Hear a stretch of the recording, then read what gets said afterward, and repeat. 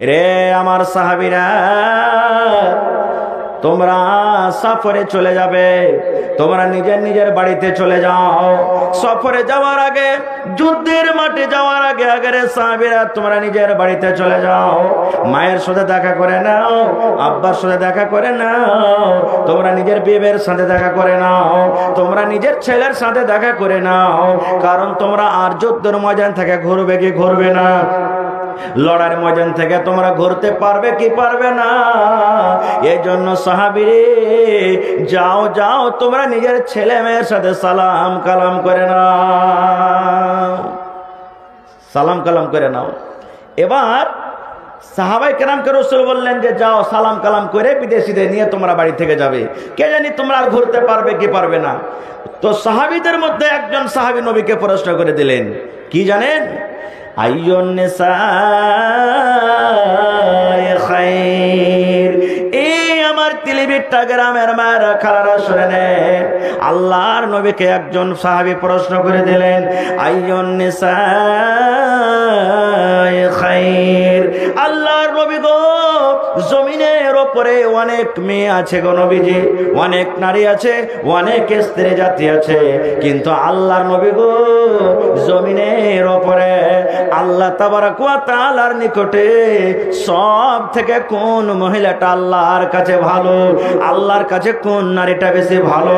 আল্লাহর কাছে কোন বেটি ছেলেটা বেশি ভালো? আল্লাহর কাছে কোন স্ত্রীটা ভালো?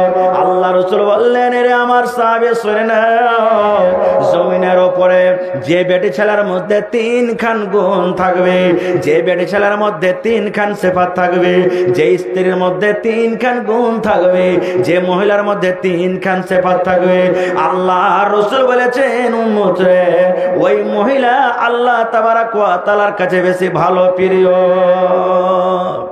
যে মহিলার মধ্যে তিনখান গুণ থাকবে। বলবেন হাজী মাওলানা কি গুণ? এক নম্বরে নবী বলেছেন, যখন তার স্বামী তাকে কোনো কাজের আদেশ করবে, যখন তার স্বামী কোনো কাজের হুকুম করবে, তাড়াতাড়ি করে ওই স্ত্রীটা নিজের স্বামীর কথাটা শুনবে। যখনই কোনো কাজের আদেশ করলে তাড়াতাড়ি করে নিজের স্বামীর কথাটা শুনবে। কিন্তু সুবহানাল্লাহ, একটা গল্প মনে পড়ে গেল হাদিস কোরআনের কথা লে ভাই। একটা বুড়া মানুষ ঘাটের কান্দাতে খুব কাঁদছে আর হাঁটছে, নদী আছে, ঘাট যে আছে, ঘাটের কান্দাতে খুব হাঁটছে আর কাঁদছে। একটা লোক মাছ মারছে, মাছুয়ার যাকে বলে, গুঁড়ি, আপনারা কি বলেন? মাঝি। মাঝি আলাদা জিনিস হলো, যে না চালোকে মাঝি বলে। যারা মাছ মারে কি বলেন আপনারা? মাছুয়ার। আমরা গুঁড়ি বলি, মাছুয়ারও বলি। তো মাছ মারছে, তো বুড়াটা মোটামুটি 80-90 বছর বয়স, হেঁটে চলিচ্ছে, কাঁদছে। তো ওর কান্দন দেখে তখন ওই মাছুয়ার বলছে যে, দাদু কি ব্যাপার, তুমি কাঁদছো কেনে? বলছে, বলিস না রে ভাই, আমার স্ত্রীটা মারা গেছে, ওকে মানা করেছি যে তুই গোসল করতে আসিস না ঘাটে, কিন্তু আমার কথাটা না শুনে ঘাটে গোসল করতে এসেছে ভাই, হেলতে টেলতে জানে না, ডুবে মরে গেছে, তো ঢুঁড়তে এসছি ওকে। আপনারা বলেন তো, মানুষ মরলে বা কোনো জিনিস পান্তে ভাসলে উজান দিকে যাবে না ভাঁটো দিকে ভাসবে? বলেন না, কোন দিকে ভাসবে? ভাঁটো দিকে। এই বুড়া কিন্তু উজান দিকে ঢুঁড়ছে। তার মাছুয়ার বলছে যে, দাদু তুমি নেই, বয়স হয়ে গেছে তোমার, তো বয়সের সাথে সাথে তোমার মাথার ব্রেনটাকে শর্ট হয়ে গেছে। বলছে, কি হয়েছে রে ভাই? বলছে, তোমার স্ত্রীটা মরেছে, তুমি ভাঁটো দিকে খুঁজবে না, উজান দিকে তোমার ভেসা আসবে। বলছে, তুই বুঝবি না রে ভাই, 80 বছর হয়ে গেল, 80 বছরের মধ্যে 20 বছর বয়সে বিয়ে করেছি, 60 বছর তার সাথে সংসার কাটুন রে ভাই। যতদিন যত হুকুম করেছি জীবনে সিধা করেনি, সব উল্টা উল্টা করেছে। তা আমি ভেবেছি যে আজ মরার পর তো উল্টা দিকে ভাসবে, এই জন্য খুঁজতে এসেছি। এরকম কত মাখালা আছে। ওর স্ত্রীটাকে বলবে যে কাজ কর, পারবো না, খুব অন্যদিকে চলে যাবে। বলবে এই কাজ কর, পারবো না, খুব অন্যদিকে চলে যাবে। রে আমার মায়েরা খালারা, আল্লাহর নবীর মেয়ে ফাতেমা রাদিয়াল্লাহু তাআলা আনহা আল্লাহ নবীর সব থেকে প্রিয় মেয়ে ছোট বেটি আল্লাহর নবী ফাতেমার ব্যাপারে বলেছেন, এ আমার উম্মতেরা শুনে নাও, ফাতেমাকে যে কষ্ট দিবে, ফাতেমাকে যে দুঃখ দিবে, আমি নবী আমাকে সে কষ্ট দিল। আল্লাহ রাসূল বলেছেন, ফাতেমা যত কিয়ামতের দিন মেয়ে ছেলেরা জান্নাতে যাবে রে, সমস্ত জান্নাতীদের মেয়েদের সরদারনি হবে আমার মেয়ে ফাতেমা। ওই ফাতেমা হযরত আলীতে কিছু কথা মানে স্বামী স্ত্রীতে একটু উল্টা পাল্টা হয়ে গেছে, রাগারাগি হয়ে গেছে, হয় না? স্বামী স্ত্রীর সংসারে হয়, কেমন ঝগড়া লড়াই হবে ওটা আমি যদি পরে সময় পাইতে ইনশাআল্লাহ বলবো। এবার হযরত আলী এসারে নামাজ পড়ে শুতে গেছেন, মা ফাতেমা রাদিয়াল্লাহু তাআলা আনহা মাপ চাইতে লেগেছেন, হাত ধরে আছেন, পা ধরে আছেন, স্বামী মাফ করে দেন, আমার ভুল হয়ে গেছে। খাস্তানা মানুষ হযরত আলী নিয়ে চলে গেছেন, তো গেছেন, ফজর হয়ে গেল একবারে, মা ফাতেমা ধরিয়েছে ওরা ছাড়েনি। কিন্তু এখনকার মেয়ে ছেলেরা কি করবে, মিনসা মুখ পোড়া থাক গা, তোর শুধু আমার কি মতলব, ও আলাক দিকে, ও একবারে পালঙ্গের আলাক দিকে মুখ কাইট করে ওষুধ থাকবে। একটু বেশি করে যদি কোনো কড়া করে কহেন তো কি কয়ে জানে, আরে কলমের বেটা কলম, বেশি কেউ বলিস না, কোন ঘরের বেটি আছে জানে, তোকে লাল বোতল খাইয়ে ছাড়বো রে মরা, একবার এরকম করে কথা বলবে। সকাল হয়ে গেল, আল্লাহ রাসূল বেটির বাড়িতে দেখা করতে এসছেন। নবীজি আসতেন বেটির বাজে, মাঝে মাঝে আসতেন বা প্রত্যেক দিনই আসতেন দেখা করতে। আপনারা জালসা শুনে বাড়িতে যাবেন, সকালবেলাতে যদি উঠেন তো চোখটা লাল হয়ে থাকবে, চোখ দুটা সরবার করবে না, করবে না? যারা রাত জেগে থাকবে ওর অবস্থাটা দেখে বুঝতে পারবেন যে রাত জেগে আছে। আটা সানছেন মা ফাতেমা, নবীজি বাড়িতে ঢুকলেন, ঢুকা পর বলছেন, বেটি ব্যাপারটা কি, তোমার চোখ লাল হয়ে আছে নাকি, তুমি রাত্রে ঘুমাওনি? বলছে, আব্বাজি ঘুমালছি কিন্তু অত ভালোভাবে ঘুমাইতে পাইনি। কেন রে বেটি? আপনার জামাইয়ের সাথে একটু হয়ে গেছিল ওরকমই, সংসারে কিছু ঝামেলা, তো এই জন্য মানে ঘুমাইতে পাইনি। রাসূল বলছেন, আমার জামাইয়ের কাছে মাপ নিয়েছো তুমি? বলছে, হ্যাঁ নিয়েছি। মাপ দিয়েছে না? তো হ্যাঁ দিয়ে দিয়েছে।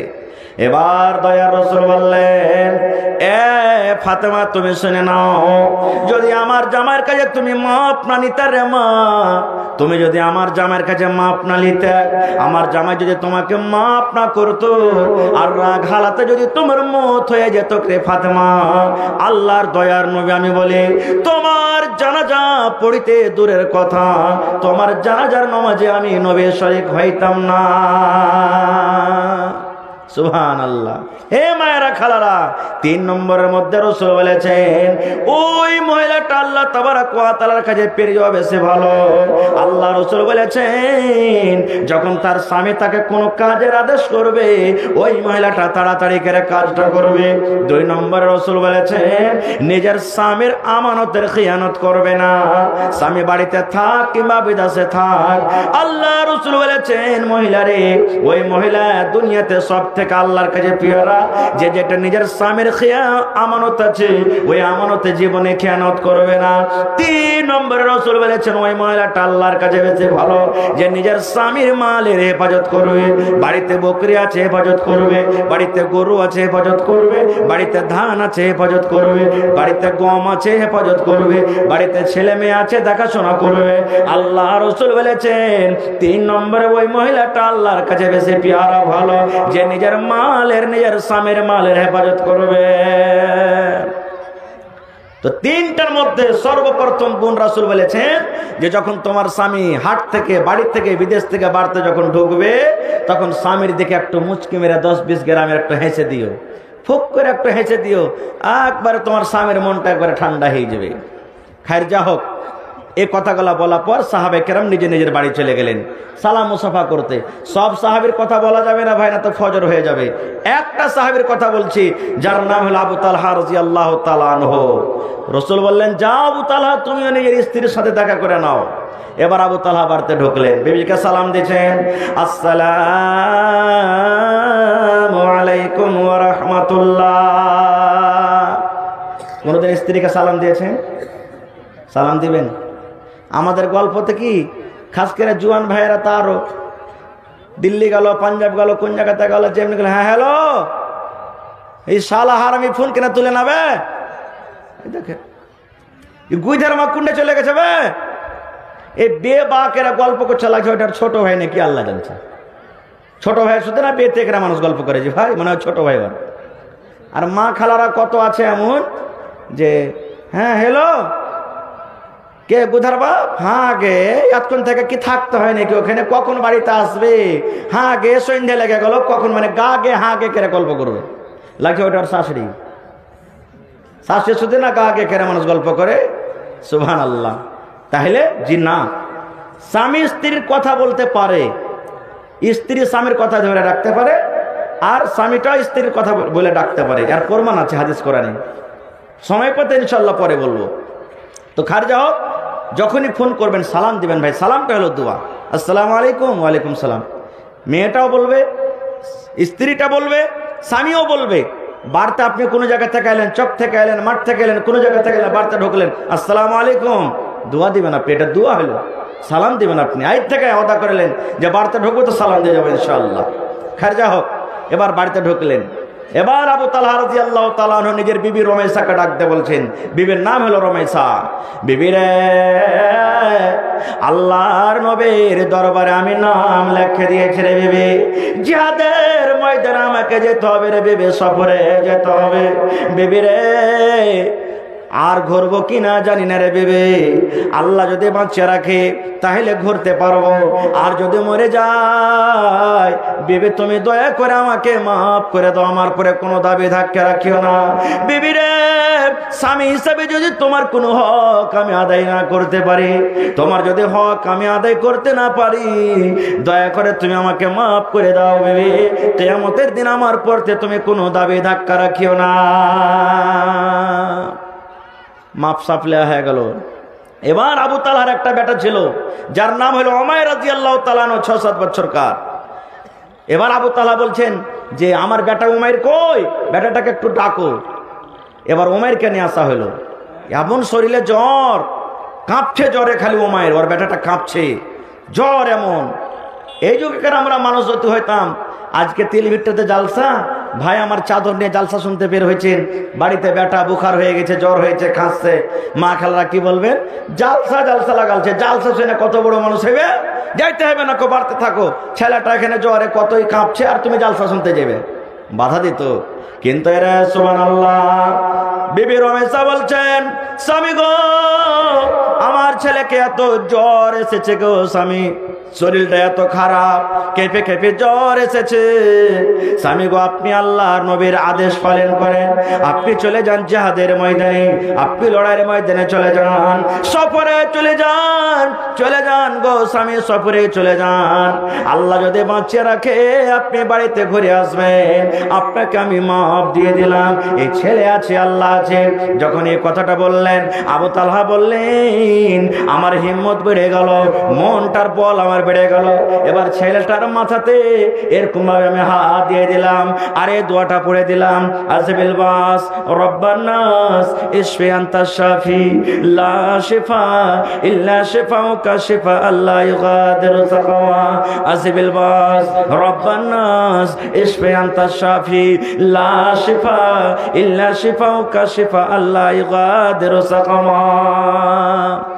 সালাম কালাম করে আবু তালহা বললেন আমি চলে গেলাম বিদেশে। কতদিন থাকলাম হাদিসে কিন্তু কথাটা নাই, 10 দিন, 20 দিন, মাস, 2 মাস। এবার বাড়িতে আবু তালহা আসবেন, চিঠি লিখছেন বিবিকে। এই 10-15 বছর থেকে ফোন হয়েছে, তার আগে মানুষ চিঠি লিখতো না? হানা বলেন, চিঠি লিখতো কি লিখতো না? জি। এখন তো সেকেন্ডে মোবাইল আসছে। আবু তালহা চিঠি লিখছেন, বিবি আমি তোমার স্বামী আবু তালহা অমুক দিন বাড়িতে আসছি। আপনারা বলবেন হাজি মৌলানা চিঠি লেখা কি দরকার? জি। এখন মোবাইল হয়েছে, আপনি ধরেন যে আজকে 8 তারিখ হলো, তো 15 তারিখে বাড়িতে আসবেন, 2 দিন 3 দিন আগে, 1 দিন আগে স্ত্রীকে ফোন করে বলেন অমুকের মা আমি বাড়িতে আসছি, ফোন করে বলেন। কেন বলবেন, কেন কি দরকার ফোন করার? এই জন্য ফোন করা দরকার রে মুসলমান। আপনার স্ত্রীটা যদি নেককার হয়, আপনার স্ত্রীটা যদি দিনদার হয়, আপনার স্ত্রীটা যদি শরীয়ত বোঝে, যখনই আপনি ফোন করে বলবেন ও বিবি রে আমি 15 নভেম্বরে বাড়ি আসবো রে বিবি, আজকে 8 তারিখ হয়ে গেল, আমি 15 তারিখে বাড়িতে ঢুকে যাব। যদি আপনার স্ত্রীটা নেককার হয় তাহলে বন্ধুরে আপনার স্ত্রীটা আপনার জন্য রেডি হয়ে যাবে। যখন আপনি বাড়িতে ঢুকবেন, বাড়িতে ঢোকার আগে আগে আপনার স্ত্রীটা কাপড় চোপড় যা আছে সাফ করে নেবে, প্রাইভেট পার্ট যেগুলো আছে সাফ করে নেবে, আপনার জন্য মেকআপ করে থাকবে, আপনার জন্য পাউডার লাগিয়ে থাকবে, আপনার জন্য সুন্দর শাড়ি পরে থাকবে, আপনার জন্য সেন্টওয়ালা তেল মেখে থাকবে। এবার যখন বাড়িতে আপনি ঢুকবেন যেন আপনার স্ত্রীকে দেখে আপনার মনটা খুশি হয়ে যায়। কিন্তু আপনি ফোন করলেন না বা আপনার স্ত্রীটা নেক করলয়, বাড়িতে যখন ঢুকলেন দেখে আপনার একবারে মনটা মানে উল্টি উল্টো করছে, হ্যাক করে উল্টো করতেছেন মনে হয় শালা খেকড়ি কেঁকা। এতদিন পর বাড়িতে আইনু আর দেখে একবারে কালো ঝালো মেখা আছে, ঘর লেপছে, ঘর ঝেড়ে দিচ্ছে, ঝুল ঝাড়ছে, গোবর মেখা আছে, পাট ছড়ে দেখেছে, শরীর খানটা মনে হয় বোকা বোকা দুর্গন্ধ। হট এখান থেকে। মন খারাপ হবে না? হবে না আপনার? হারা বলেন ভাই যুবক, হবে না? হবে না? হবে। এই জন্য রাসূল বলছেন তুমি ফোন করে বাড়িতে এসো। খারজা হোক আবু তালহা চলে গেলেন, বিবিকে চিঠি লিখছেন যে আমি অমুক দিন বাড়িতে আসছি। এবার বাড়িতে আসছেন, এখান থেকে মোটামুটি ধরেন কিশোরগঞ্জ পর্যন্ত চলে এসছে আপনার। ওরে সুবহানাল্লাহ, আবু তালহা বাড়িতে ঢুকবেন কিশোরগঞ্জ মার্কেটে, কিশোরগঞ্জ স্টেশনে ধরেন সন্ধ্যা 5টাতে নেমে গেল। ওরে আল্লাহ, আল্লাহর লীলা খেলা কি দেখেন সই হাদিসে বন্ধু। যখন আবু তালহা যেই রাত্রে বাড়িতে ঢুকবে, ওই দিন ওই যে কলেজার টুকরা উমাইরকে বেমারি হালাতে রেখে গেছিলেন, বেমারি হালাতে বাড়িতে রেখে গেছিলেন, সেই দিন আবু তালহার বাড়িতে ঢোকার আগে আগে 1 ঘন্টা ঢোকার আগে কিংবা 2 ঘন্টা ঢোকার আগে কিংবা 3 ঘন্টা ঢোকার আগে ওই ছেলেটা দুনিয়া থেকে বিদায় হয়ে গেল।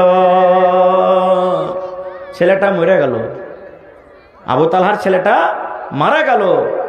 সুবহানাল্লাহ। ছেলেটা যখন মরলো, বিবি রুমাইসা যতটি বাড়িতে মানুষ আছে সব দিকে ডাক দিয়ে বলছেন, রে আমার বোনেরা, এ মায়েরা, খালারা, এ আমার ছেলেরা, তোমরা শুনে নাও। বিবি রুমাইসা বলছেন, ও বাড়ির লোকেরা, আমার কলেজার টুকরা উমাইর মারা গেল, দুনিয়া থেকে চলে গেল। আমার স্বামী বাড়িতে ঢুকছে, এদিকে যদি ছেলের জন্য আমি গম মনাই, ছেলের জন্য যদি আমি কান্নাকাটা করি, ছেলের জন্য যদি মুখখান ভারী হয়ে থাকে, আর আমার স্বামী বাড়িতে ঢুকছে, আল্লাহর নবী বলেছেন ওই মহিলা সব থেকে ভালো, ওই মহিলাটা হলো সব থেকে নেককার, ওই মহিলাটা আল্লাহর কাছে সব থেকে হলো পিয়ারে। যখন তার স্বামী বাড়িতে ঢুকবে, স্বামীকে 1 গ্রাম 2 গ্রাম 5 গ্রাম স্বামীর দেখে দেখে মুচকে যে হেসে দেবে, স্বামীর মুখে যে একটু হাসিটা ফুটিয়ে দেবে। আল্লাহ রাসূল বলেছেন ওই মহিলাটা সব থেকে ভালো। এবার বিবি রমেশা বলছেন, ও বোনেরা, আমার স্বামী বাড়িতে ঢুকছে আর আমার ছেলে মরে পড়ে আছে, যদি আমি ছেলের জন্য কান্দি, কতদিন পর আমার স্বামীটা বাড়িতে ঢুকছে, আমার স্বামীর মন খারাপ হয়ে যাবে রে। আল্লাহ রাসূল বলেছেন স্বামীর মুখে হাসি দিতে হবে। না না না, আমি এরকম কাজ করতে পারবো না। আমার ছেলেটাকে আমি ঘরে রেখে দিলাম, আমার ছেলেটাকে ঘরে রেখে দিলাম, তোমরা কেউ বলিও না বাড়ির লোকেরা, আমার স্বামী বাড়িতে যখন ঢুকবে তোমরা খবরদার কেউ এ খবরটা দিও না, আবু তালহা তোমার কলেজার টুকরা সন্তান মারা গেছে। বিবি রমেশা বলছেন, স্বামী গো, বাড়ির লোকেরাকে আমার স্বামী যখন বাড়িতে আসবে আমি ঠিক সময় মতো আমার স্বামীকে আমি খবর দিয়ে দেব। তাই করা হলো। বিবি রমেশা বলছেন, আমি ছেলেটাকে ঘরে রেখে দিলাম, সুন্দর করে ঢেকে দিলাম। আমি যেরকম ভাবে শক্তি হিসাবে আল্লাহ রাসূল যেভাবে সাজতে বলেছেন, আমি আমার স্বামীর জন্য তৈয়ার হয়ে আছি, একবারে গেটে দাঁড় হয়ে আছি। এবার আমার স্বামী বাড়িতে ঢুকলেন, আসসালামু আলাইকুম সালাম দিয়ে আমাকে বাড়িতে ঢুকলেন। আমি ব্যাগটা নিয়ে নিলাম, রেখে দিলাম, স্বামীকে পা হাত ধোয়ার জন্য আমি পানি দিয়ে দিলাম। সব কিছু যখন হয়ে গেল, এবার রাত হয়তো 8টা 9টা 10টা বেজে গেল। নামাজের পর আমি আমার স্বামীর সামনে খাবারটা পেশ করে দিলাম, খাবারটাকে আমি দিয়ে দিলাম। এইবারে আমার স্বামী আবু তালহা আমাকে বলছেন, বিবি রে, আমি মাস 2 মাস আগে 3 মাস আগে আমার কলেজার টুকরা মায়ের আমি বেমারির হালাতে রেখেছিলাম, কই কই আমার কলেজার টুকরাটা কই, একটু তুমি আমাকে তার চেহারা খান দেখাও। বিবির তার মুখখানটা দেখিয়ে দাও, আমি তাকে দেখবো রে বিবি, কই আমার কলেজার টুকরাটা কই, একটু আমাকে দেখিয়ে দাও। আমিও বলবো, আপনিও বলবেন, বলবেন না? ছেলে পিলে বাড়িতে যেদিন আপনি দিল্লি থেকে আসবেন কত খুশি, আর বাপ আসছে, হবে না? হবে না? হানা বলেন ভাই, হবে না? হবে না? ছেলের জন্য কত কিলে আসছেন, এটা দিব আমি। আর যেমনি বাড়িতে ঢুকবেন, সুবহানাল্লাহ, যার ছেলে পেলা হয়নি খালি দেখে বেড়াবে যে কোন দিকে আছে লোকটি, হার জিনিসটা কোন দিকে আছে। আর যাকে ছেলে পেলে হয়ে গেছে ওরা ছেলের দিকে নজর থাকবে, দৌড়িয়ে চলে গেছে আপনার ছেলেটা, একবারে কোলে এলেন আপনি তাকে। সুবহানাল্লাহ, এত প্যার মহব্বত ভালোবাসা। আবু তাআলা বলছেন, কই আমার কলেজের টুকরাটা কই? এবার বিবি রমেশা বলছেন, আল্লাহ, যদি আমার স্বামীকে আমি এখন বলে দিই যে আপনার ছেলেটা মারা গেছে, মন খারাপ হয়ে যাবে না? তখন কথাটাকে একটু বিয়ার দিয়ে ঘুরিয়ে বলছেন, কি স্বামী গো, আপনার ছেলেটা ঘুমিয়ে গেছে, আর কিন্তু উঠবে না। খুব কি বলছেন? আপনার ছেলেটা ঘুমিয়ে গেছে, শুইতে গেছে, আর উঠবে না। খুব এ কথা বললেন না যে মারা গেছে, ঘুমিয়ে গেছেন আর উঠবেন না। আবু তালহা মনে করলেন যে বুঝিন ছেলেটা ঘুমিয়ে গেছে, রাত হয়ে গেছে, কত এখন আর জাগাবো, থাক ভোরবেলাতে ছেলেটার সাথে দেখা করব, এই বলে বিছানে শুতে গেলেন। আর এই যুগে কার যদি মা খালা হয়তো করে, সুবহানাল্লাহ, সহ্য করতে পারতো? সহ্য করতে? ও কত মাথা ঝিকড়াইতো, কত বুকে বুকে মারি মারতো, আর স্বামীর গলা ধরে ধরে কাঁদতো, ওগে মা, আগে মা মরে গেছে, কত কি করে কাঁদতো। একটা বয়ান ধরে ধরে এমন করে কাঁদছে, সুবহানাল্লাহ। একটা গল্প মনে পড়ে গেল যে একটা মেয়ে লোকের খবর এসছে যে তোমার অমুক মারা গেছে, অমুক জনা মারা গেছে। এবার ওর পুরুষটা চলে গেছে হাল বাইতে, ওর কাছে ইজাজত নিয়ে যেতে হবে।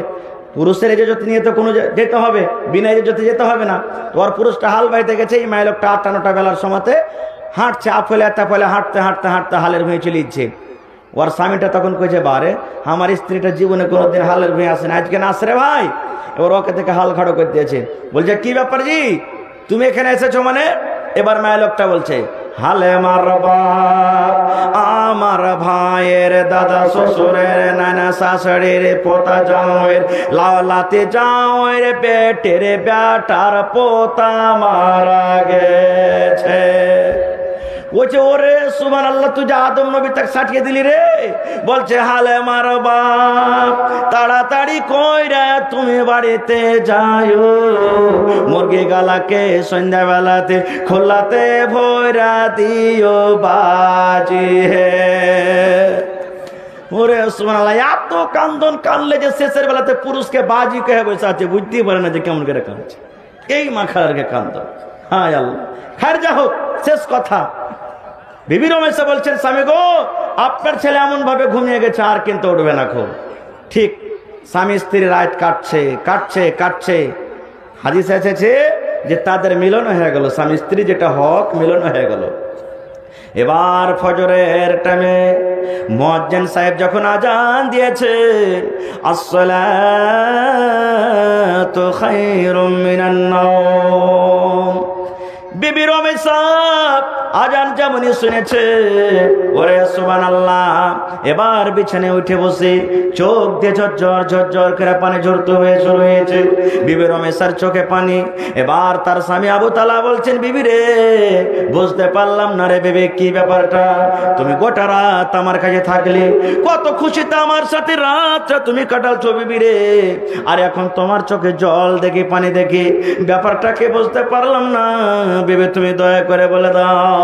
এবার বিবি রমেশা বলছেন, স্বামী গো, একটা কথা লুকিয়ে রেখেছি গো স্বামী জান, একটা কথা ছুপিয়ে রেখেছি, প্রথমে আপনি আমাকে মাফ করে দেন। আপনি যদি আমাকে মাফ করে দেন, তারপর আপনাকে আমি কথাটা বলবো। এইবারে বিবি রমেশার কথা শুনে আবু তাআলা বলছেন, বিবি রে, কোন এমন কথা হয়েছে, তুমি আমাকে এরকম কথা কেন বলো? যাও যাও, তোমাকে আমি মাফ করে দিলাম। এবার বিবি রমেশা বলছেন, ও আমার স্বামী আবু তাআলা, যদি যদি কোনো মানুষের কাছে আপনি টাকা 5,000 টাকা ধার নিয়েছেন, 2,000 ধার নিয়েছেন, 10 টাকা ধার নিয়েছেন, আর আপনি তাকে বলেছেন ভাই রে 10 দিন পর দিয়ে দিব, 1 মাস পর দিয়ে দেব, 15 দিন পর দিয়ে দিব, এবার বলেন স্বামী গো ওই ধারের টাকাটা তাকে দিতে হবে কি হবে না? ওই ধারের টাকাটা তাকে ফেরত করতে হবে কি হবে না? এবার কথাটা শোনা পর আবু তালহা বলছেন, হ্যাঁ ভেবে কোনো মানুষের কাছে যদি টাকা নিয়ে থাকে, কোনো মানুষের কাছে যদি গম নিয়ে থাকে, কোনো মানুষের কাছে যদি জব নিয়ে থাকে, সময় হিসাবে তাকে দিতে হবে। এইবারে বিবি রমেশা বলছেন, স্বামী গো আল্লাহ রাব্বুল আলামিন এই মতো আমার আপনার কোকে একটা সন্তান দান করেছিলেন। ও আমার স্বামী যান, যখন আপনি বিদেশে চলে যান, সফরে চলে যান, আপনার কলেজের টুকরাকে আপনি দেখেছেন যে বেমারি হালাতে ছিল, আপনার বাড়িতে ঢোকার আগে আগে ওই আপনার কলেজার টুকরা সন্তান ওমায়ের দুনিয়া থেকে মারা গেছেন। স্বামী গো দেখেন আপনার সন্তান ওই অমুক ঘরে অমুক রুমে বন্ধ আছে, তাকে বন্ধ করে রেখেছি, কাপড় দিয়ে তাকে আমি ঢেকে রেখেছি। নারে তাকবীর! হয়নি, হবে না, হতে পারে না, আমার নবীর সাথে কারো তুলনা। হয়নি, হবে না, হতে পারে না, আমার নবীর সাথে কারো তুলনা। হায়রে তুলনা তো দূরের কথা, ছায়াও মিলে না। হায়রে তুলনা তো দূরের কথা, ছায়াও মিলে না। হয়নি, হবে না, হতে পারে না, আমার নবীর সাথে কারো তুলনা। হয়নি, হবে না, হতে পারে না, আমার নবীর সাথে কারো তুলনা। সকল নবী রাসূল ছিলেন খোদার দিওয়ানা, দো নয়নে দেখব খোদা ছিল তামান্না। সকল নবী রাসূল ছিলেন আল্লাহর দিওয়ানা, দো নয়নে দেখব খোদা ছিল তামান্না। আর মোর নবীকে ডেকে নিলেন, আর মোর নবীকে ডেকে নিলেন, দেখবে রব্বানা। হয়নি, হবে না, হতে পারে না, আমার নবীর সাথে কারো তুলনা। হয়নি, হবে না, হতে পারে না, আমার নবীর সাথে কারো তুলনা। হায়রে তুলনা তো দূরের কথা, ছায়াও মিলে না। হয়নি, হবে না, হতে পারে না, আমার নবীর সাথে কারো তুলনা। ইউসুফকে দেখে যারা আঙ্গুল কেটেছে, তারা কি আমার নবীর রূপ দেখেছে? আরে দেখতো যদি কেটে দিত কলিজা খানা। হয়নি, হবে না, হতে পারে না, আমার নবীর সাথে কারো তুলনা। হয়নি, হবে না, হতে পারে না, আমার নবীর সাথে কারো তুলনা। নারে তাকবীর! আর দুটো হাদিসের কথা বলবো, অনেক কথা আছে। আপনাদের এলাকাতে ঈদ বকরা ঈদের নামাজ মা খালারা ঈদগাহে পড়িতে যায় না মসজিদে?